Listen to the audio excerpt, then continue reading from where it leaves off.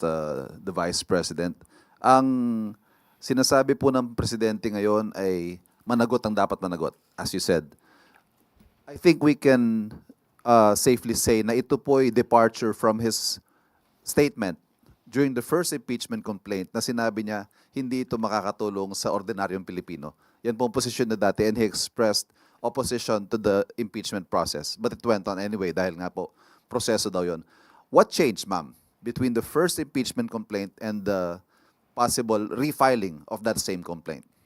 Kung ang Pangulo po ngayon ay nagsasabi na ang lahat ng sangkot ay dapat managot, wala naman po sigurong exemption. Kung may mga pagkakasala na gawa, dapat din po managot.